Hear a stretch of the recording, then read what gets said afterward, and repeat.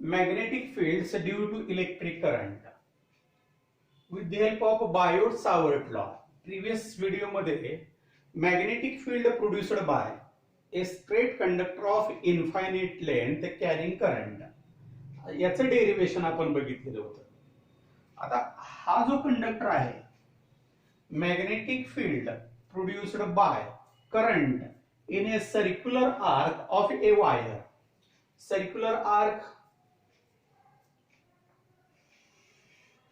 this is the circular arc. Suppose it is AB and it carries current I. And due to this circular arc, हा circular arc शेपचा conductor आहे, त्याच्यामधून I current flow होते आणि मग त्याच्यामुळे magnetic field किती produce होईल. Magnetic field कुठे डिटरमाइन करायचं आहे? At the centre of circular arc.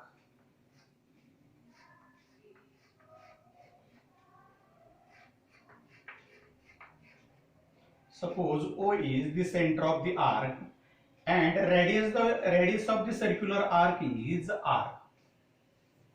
Explanation मध्ये काय एक 2-3 वाक्यच आहेत फक्त. AB it is a circular arc of a wire, conducting wire, carries current I. O is the center of the circular arc. We have to find magnetic induction at point O. Conductor मधून current flow होत असेल तर magnetic field surrounding space मध्ये produce होतं. मग आता circular arc शेपचा जर conductor असेल आणि त्याच्यामधून करंट फ्लो होत असेल तर इथं सेंटरला किती मॅग्नेटिक फील्ड प्रोड्यूस होईल तर ते डिटरमाइन करायचं आहे. मग त्याच्यासाठी with the help of Biot-Savart law, suppose this conductor is divided into number of small elements. Consider one element of length dl. हा कंडक्टर जो आहे नंबर ऑफ एलिमेंट्स मध्ये डिवाइड करायचा आणि त्याच्यामधलं एक एलिमेंट कन्सिडर केलं ज्याची लेंथ आहे dl. हा एलिमेंट कन्सिडर केला. Magnetic field due to this current element at point O at a distance of r according to Biot-Savart law. Biot-Savart law प्रमाणे त्या करंट एलिमेंट मुळे असणारा magnetic induction μ0 upon 4 pi I dl sin theta divided by r square. त्याचा vector form पण लिहिता येतो. dB bar is equal to μ0 divided by 4 pi I dl bar cross r bar upon r cube. पुस्तकामध्ये हे equation दिलेलं आहे त्यामुळं उत्तर लिहित असताना शक्यतो हे इक्वेशन लिहा का तर याला थोडंसं वेटेज असेल, मार्क असतील तिथे त्या स्टेपला. हा करंट एलिमेंट आहे आणि त्याच्यामुळे मॅग्नेटिक इंडक्शन O पॉइंटला बायोट-सावर्ट लॉ प्रमाणे हे इक्वेशन येतं. हा मॅग्निट्यूड आहे आणि हा त्याचा वेक्टर फॉर्म आहे. आता हे जर एलिमेंट असेल आणि रेडियसच्या डायरेक्शनला आहे, आता सर्कल जर असेल, हे असं सर्कल आहे आणि इथे एलिमेंट आहे सेंटरला, ही लाईन जर जोडली तर इथं सबटेंड होणारा अँगल जो असतो हा 90 डिग्रीचा अँगल असतो. हा अँगल जो आहे 90 डिग्रीचा अँगल आहे. कशामधला? एलिमेंट आणि ही रेषा याच्यामधला अँगल 90 डिग्री आहे. If theta is equal to 90 degree, sin theta, it is equal to 1. Therefore, equation dB is equal to μ0 upon 4 pi I dl divided by r square. या पद्धतीने हे एक इक्वेशन आलं. आता हे इक्वेशन परत सॉल्व करायचं आहे.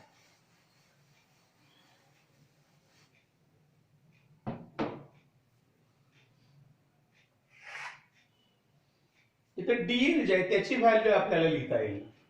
हा एवढाच पोर्शन जर कन्सिडर केला,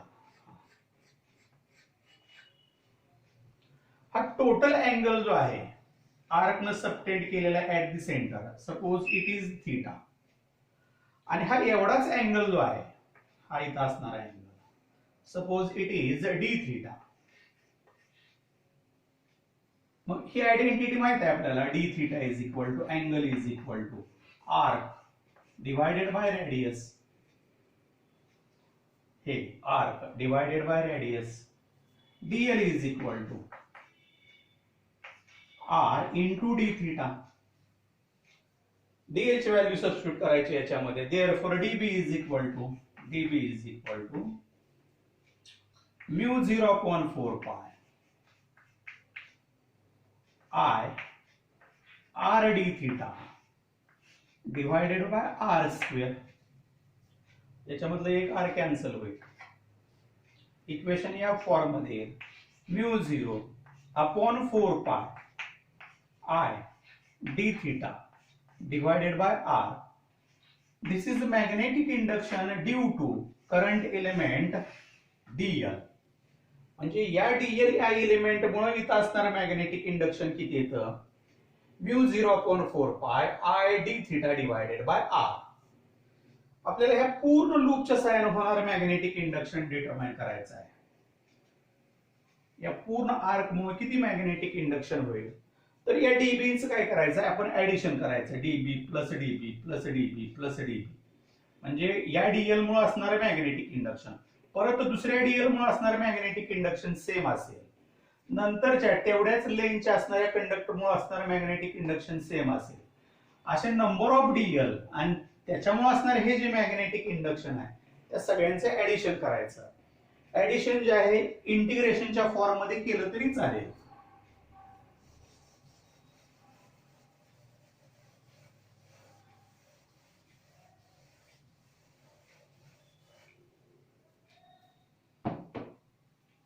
Magnetic induction B due to circular arc, integration of dB is equal to integration of mu 0 upon 4 pi into I d theta divided by r.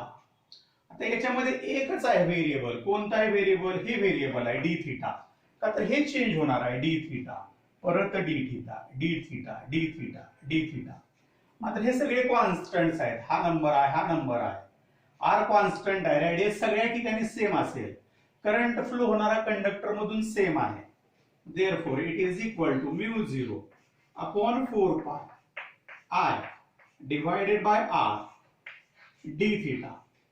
आता अँगल कुठून कुठपर्यंत चेंज होतो त्याची मॅक्झिमम व्हॅल्यू आहे theta आणि minimum value किती असेल तर 0 असेल. मग इंटिग्रेशन जे आहे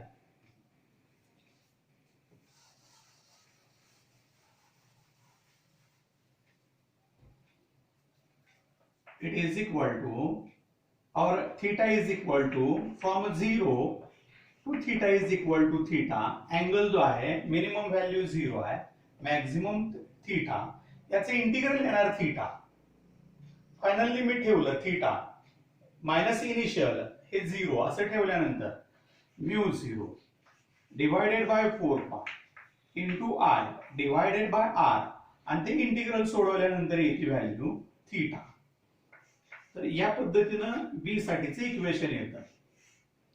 magnetic field due to a current flowing through a circular arc of the wire. म्हणजे मॅग्नेटिक फील्ड जे प्रोड्यूस झालं या ठिकाणी कशामुळे, सर्क्युलर आर्क शेपचा किंवा सर्क्युलर आर्क आहे आणि त्याच्यामधून करंट फ्लो होतोय, तर त्याच्यासाठी हे मॅग्नेटिक इंडक्शनचे इक्वेशन आहे. म्हणजे dB is equal to mu 0 upon 4 pi I dl sin theta divided by r square. Theta is equal to 90 degree. Mu 0 upon 4 pi I dl divided by r square. dl ची value determine करायची in terms of angle and arc. तिथे लिहिलेलं आहे dl is equal to angle radius, आणि मग ती value substitute केल्यानंतर हे इक्वेशन येतं. आता हे डीबी साठी इक्वेशन आलं, म्हणजे एवढ्याच कंडक्टर साठी किती मॅग्नेटिक इंडक्शन प्रोड्यूस झालं, तसंच सगळ्या कंडक्टर मुळे प्रोड्यूस होणारं मॅग्नेटिक इंडक्शन हे इंटिग्रेट करायचं, त्याची मिनिमम व्हॅल्यू सबस्टिट्यूट करायची 0, मॅक्झिमम व्हॅल्यू थीटा, आणि मग ते जे इक्वेशन आहे असं येतं mu 0/4 pi I divided by r into theta. आता हेच आपण पूर्ण सर्कल जर कन्सिडर केलं, सर्क्युलर शेपचा जर कंडक्टर कन्सिडर केला,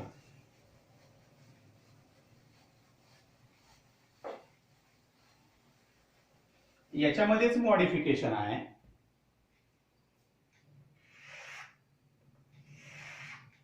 हा असा कंडक्टर कन्सिडर केला, रेडियस आर आहे, तर इथे आपल्याला थीटाची व्हॅल्यू कन्सिडर करता येते. थीटा हे बघा असं मेजर करत गेलो, 90 डिग्री, 180 डिग्री, 270, 360, आणि तेच रॅडियन मध्ये एक्सप्रेस केलं, इट इज इक्वल टू 2 पाय.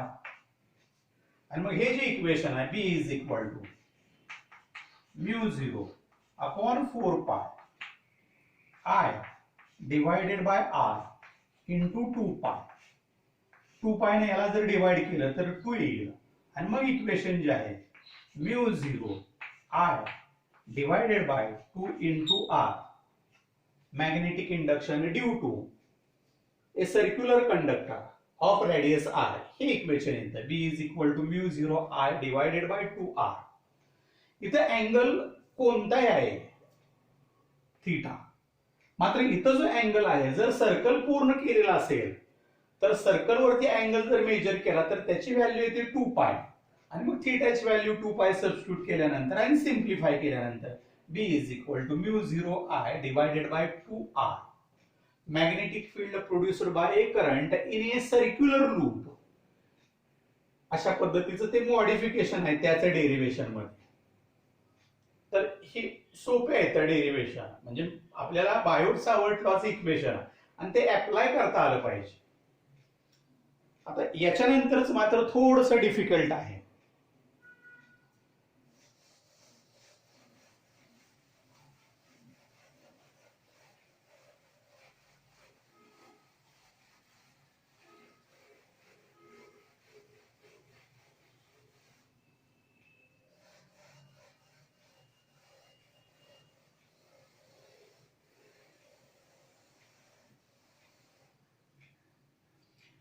Axial magnetic field produced by a current along the axis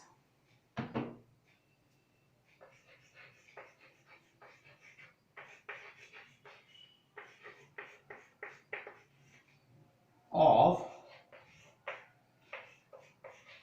circular current loop या पद्धतीचं पॉइंटचं नाव आहे. म्हणजे ऍक्सिस वरती मॅग्नेटिक इंडक्शन आहे कशाच्या, तर सर्क्युलर लूपची जी वायर आहे तर त्याच्या ऍक्सिस वरती असणारं मॅग्नेटिक इंडक्शन आहे. आता ते सर्क्युलर लूप जे आहे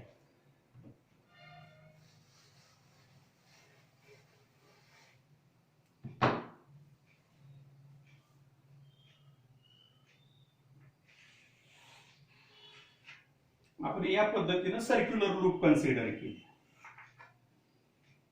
consider a circular loop of radius R.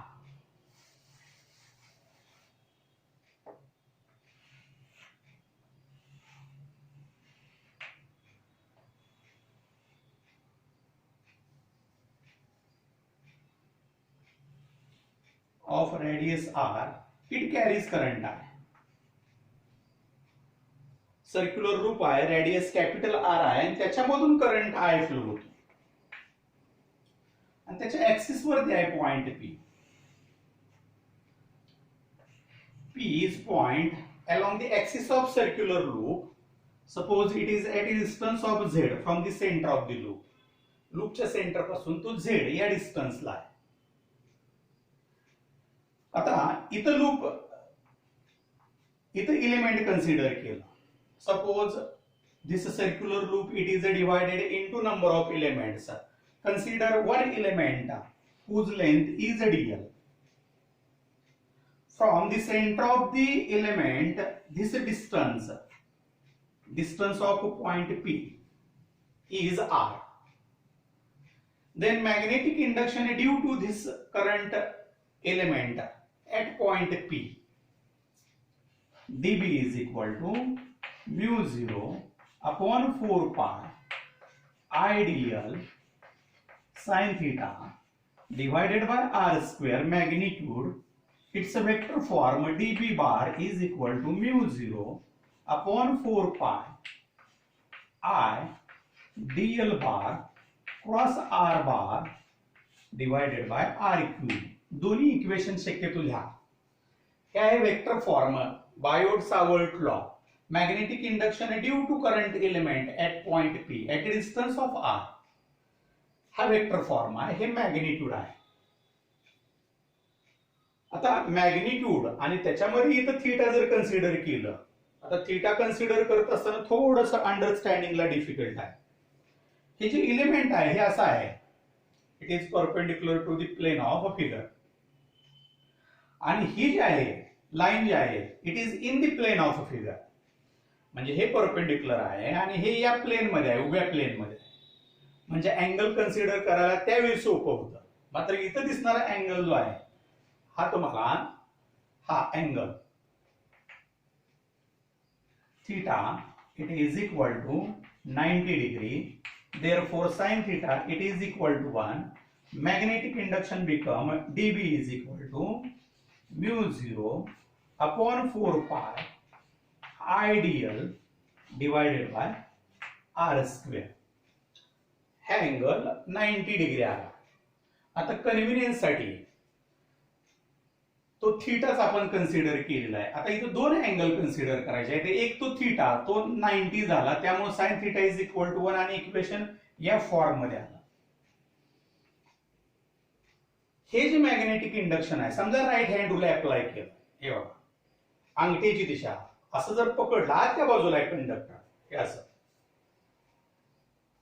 आणि मग बोटांची दिशा जी आहे इथं या पॉइंटला बोटांची दिशा जी आहे ही कुठे येते तर या डायरेक्शनला येते. त्यामुळे मॅग्नेटिक इंडक्शन जे आहे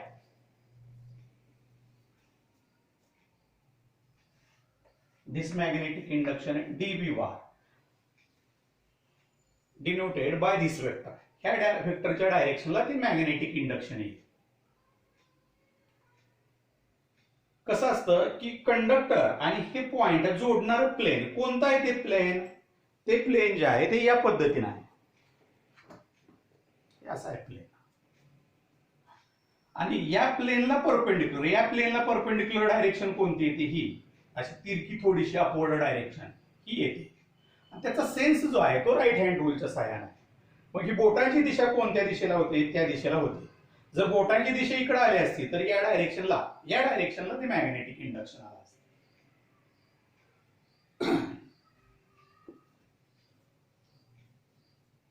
आता तसंच मॅग्नेटिक इंडक्शन दुसरा एक डायमेट्रिकली अपोजिट इथे एलिमेंट कन्सिडर केला तर इकडेही ते मॅग्नेटिक इंडक्शन येतं. आता हे काय करायचं, डिवाइड करायचं, याचे कंपोनेंट्स फॉर्म करायचे.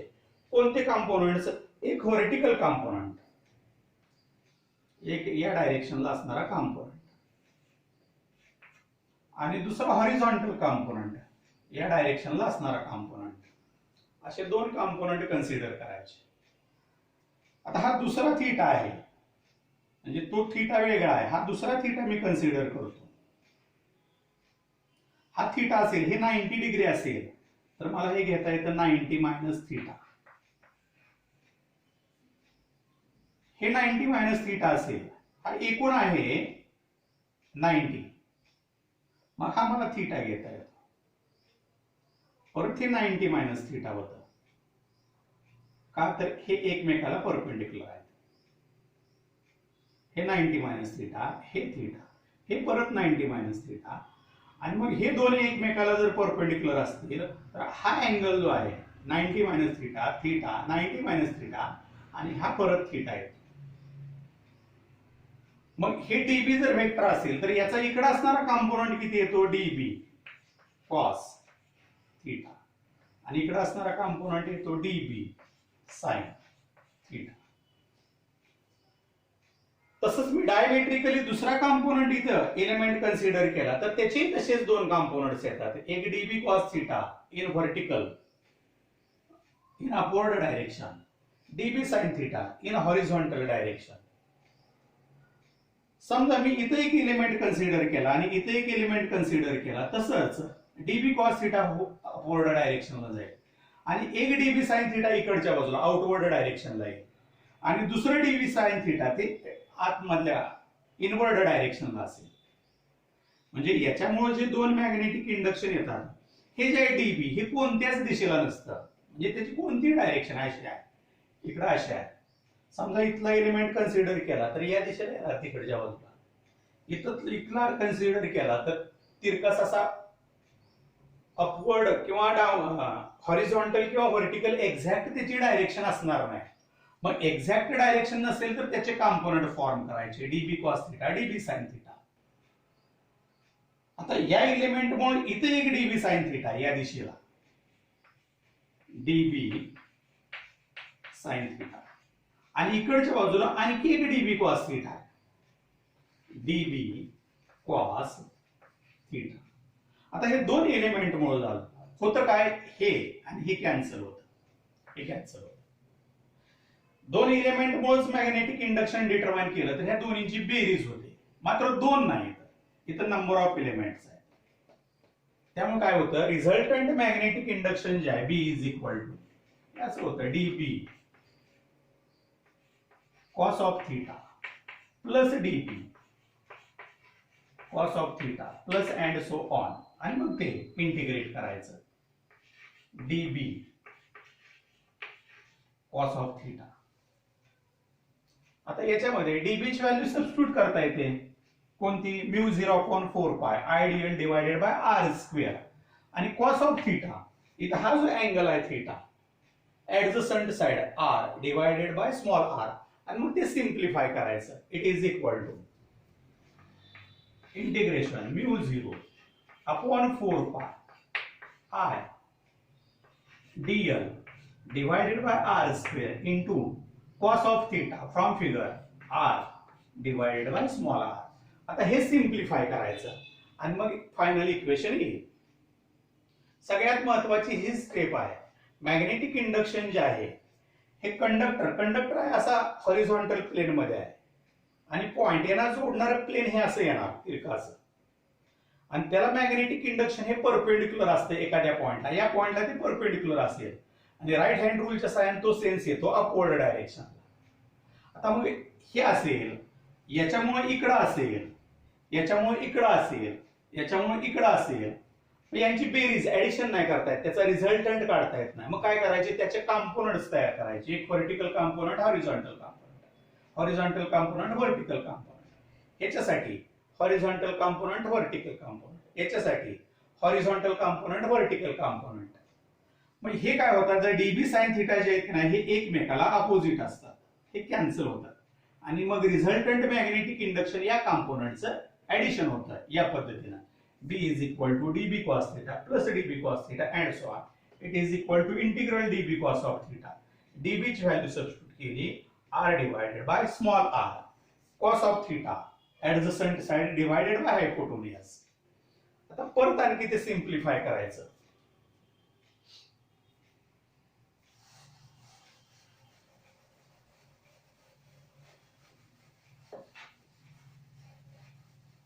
आता सिम्प्लिफिकेशन कशा कशाचं राहतं त्याच्यामध्ये, तर एक आर ची व्हॅल्यू डिटरमाइन करायची, हे एक सिम्प्लिफिकेशन राहतं. आणि नंबर 2 हे डीएल जे आहे त्याचं इंटिग्रल किती डिटरमाइन करायचं, ते एक सिम्प्लिफिकेशन राहतं. तर पहिल्यांदा आरचं सिम्प्लिफिकेशन मी दाखवतो. आता हा जो आहे ट्रायंगल, हा ट्रायंगल आहे, याच्यामध्ये आर स्क्वेअर लिहिता येतं. R square is equal to z square plus r square आणि मग therefore r is equal to याचं रूट तरी येईल किंवा z square plus r square raise to half. आता या दोन्हींचं मल्टिप्लिकेशन जे आहे हे क्यूब आहे, मग समजा क्यूब डिटरमाइन केलं, it is equal to z square plus r square raise to 3/2. म्हणजे पहिल्यांदा आर स्क्वेअर डिटरमाइन केलं, z square plus r square, त्याचं रूट डिटरमाइन केलं आणि त्याचं क्यूब काढलं, म्हणजे याच्यासाठी आपल्याला व्हॅल्यू सबस्टिट्यूट करता येईल. Therefore b is equal to mu 0 upon 4 pi into I integral r dl divided by r cube is equal to z square plus r square raised to 3 by 2. आता परत हे पण IR डिवायडेड बाय हे आपल्याला इंटिग्रेशनच्या बाहेर घेता येईल आणि फक्त इंटिग्रल ऑफ डीएल हे डिटरमाइन करायचं. तर त्याच्या पुढची जी स्टेप आहे